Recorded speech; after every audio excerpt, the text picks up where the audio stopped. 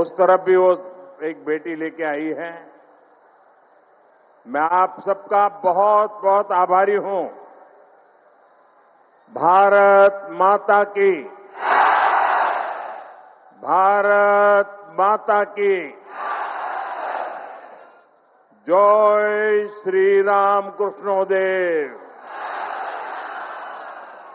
जय मां शारदा।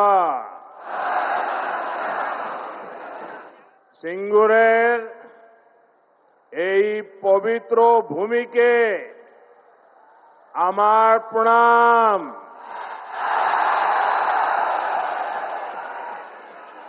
आज सुबह मैं मां कामाख्या की धरती पर था और अब यहां बाबा तारकेश्वर की धरती पर आप जनता जनार्दन के दर्शन करने के लिए आया हूं। साथियों, सिंगूर का ये जन सैलाब, आप सभी का ये जोश, ये उत्साह, और मैं तो देख रहा हूं, शायद पीछे लोग देख भी नहीं पाते होंगे। मैं अभी दोनों तरफ कोने पर जाकर देखा, दूर दूर तक लोग ही लोग हैं।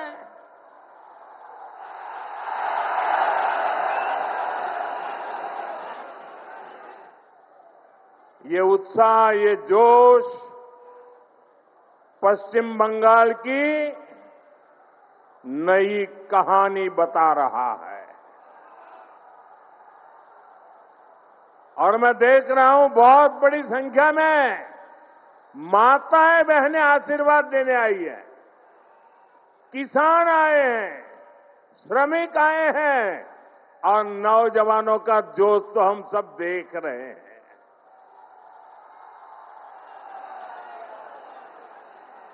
सभी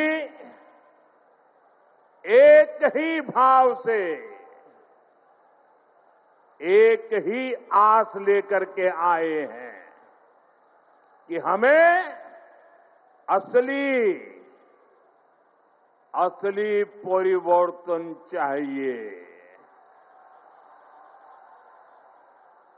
हर कोई 15 वर्ष के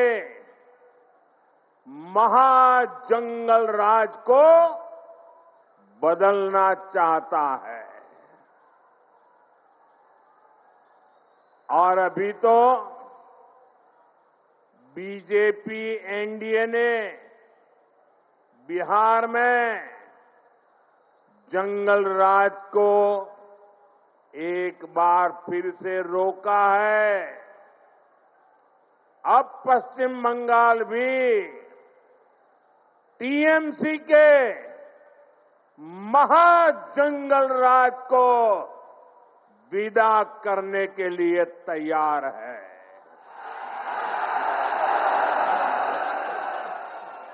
तैयार है ना? पक्का? तो मेरे साथ एक संकल्प लेंगे? संकल्प लेंगे? मैं कहूंगा, पलटानो दोरकार, पलटानो दोरकार। आप कहेंगे चाय बीजेपी सरकार। पलटानो दोरकार, पलटानो दोरकार,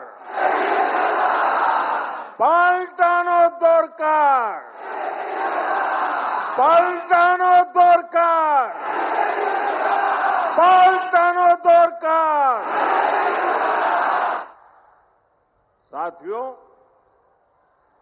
मैं आज ऐसे समय में सिंगूर आया हूं जब देश ने पानी दे दीजिए सर।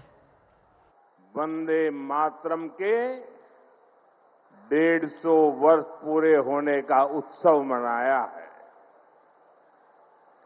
संसद में भी विशेष चर्चा करके वंदे मातरम का गौरव गान किया है। पूरी संसद ने, पूरे देश ने ऋषि बंकिम चंद्र चट्टोपाध्याय जी को श्रद्धा भाव से नमन किया। हुगली और वंदे मातरम का रिश्ता तो और भी विशेष है। कहते हैं यहीं पर ऋषि बंकिम जी ने वंदे मातरम को उसका पूर्ण स्वरूप दिया।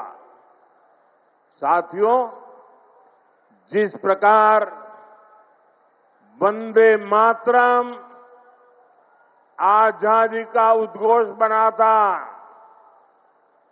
हमें वंदे मातरम को